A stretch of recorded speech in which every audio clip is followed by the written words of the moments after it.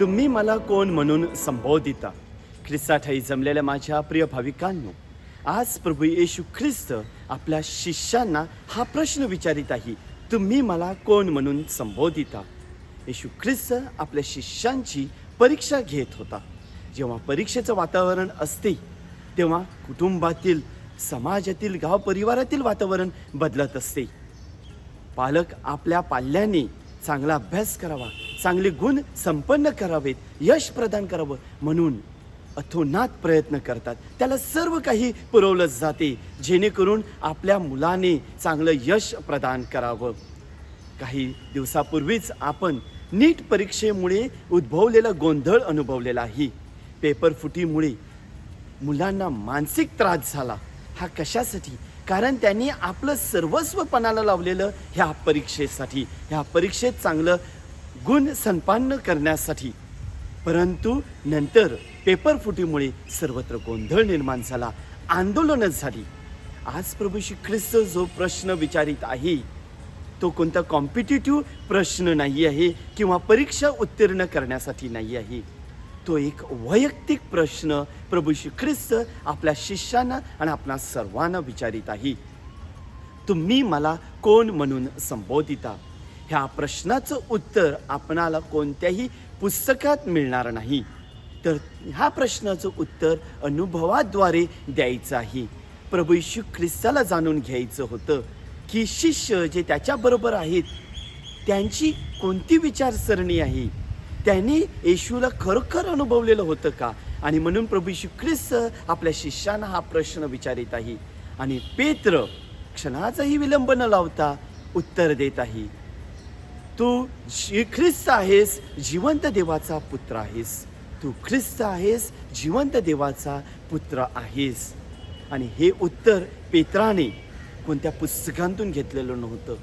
हे उत्तर पेत्राला खुद्द परमेश्वराने प्रकट केलेलं होतं. आणि म्हणून प्रभू येशू ख्रिस्त म्हणत आहे, शरीर आणि रक्ताने हे उत्तर तुला दिलेलं नाही, तर खुद्द परमेश्वराने हे तुला प्रकट केलेलं आहे. होय माझ्या प्रिय भाविकांनो, आज प्रभू श्री ख्रिस्त तोच प्रश्न आपणाला विचारित आहे, तुम्ही मला कोण म्हणून संबोधिता. ह्याचं उत्तर आपणाला कोणत्याही पुस्तकात सापडणार नाही. तो खुद्द परमेश्वराने आपल्याला प्रकट केलं पाहिजे. आणि परमेश्वर ते उत्तर कधी प्रकट करेल? जेव्हा आपण त्या येशूचा अनुभव घेऊ. आपल्याला येशूविषयी भरपूर असं ज्ञान असेल, भरपूर पुस्तकं आपण वाचलेली असणार, आपण मनन चिंतन केलेलं असणार, रविवारची मिसा किंवा मिसा बलिदानात सहभाग होऊन आपण येशूविषयी ऐकलेलं असणार. परंतु आपण त्या येशूचा अनुभव घेतलेला आहे का? जर का आपण येशूचा अनुभव घेतला असेल तरच आपण त्या येशूला ह्या प्रश्नाचं उत्तर देऊ शकतो. कारण हे उत्तर हृदयाच्या गाभाऱ्यातून निघणार आहे. हे उत्तर अनुभवाचे बोल असणार आहेत. होय माझ्या प्रिय भाविकांनो, पेत्र हा नम्र होता, पेत्र हा साधा भोळा होता आणि म्हणून तो येशू ख्रिस्ताला हे उत्तर देऊ शकला. आपल्याला सुद्धा आपल्या जीवनामध्ये नम्रता ग्रहण करणे गरजेचं आहे. यशाया संदेष्टाच्या पुस्तकातून घेतलेले आजचे पहिले वचन, शबनाला परमेश्वर खाली पाडतो व एलियाकीम जो नम्र आणि विश्वासू आहे त्याला संपूर्ण इस्रायलचा राजा बनवतो. यरूशलेमचं अधिपत संपूर्ण सामर्थ्य त्याच्या हाती देतो, अधिसत्ता त्याच्या हाती देतो. आणि परमेश्वर म्हणतोय, जे दार तू उघडशील ते उघडलं जाईल आणि जे दार तू बंद करशील ते बंद केलं जाईल. त्याचप्रमाणे येशू ख्रिस्त पेत्राला स्वर्गाच्या चाव्या देत आहे. जे दार पेत्र उघडेल ते उघडलं जाईल आणि जे दार पेत्र बंद करेल ते बंद केलं जाईल. त्याचप्रमाणे प्रभू येशू ख्रिस्त पेत्राला ख्रिस्त सभेचा खडक बनवत आहे.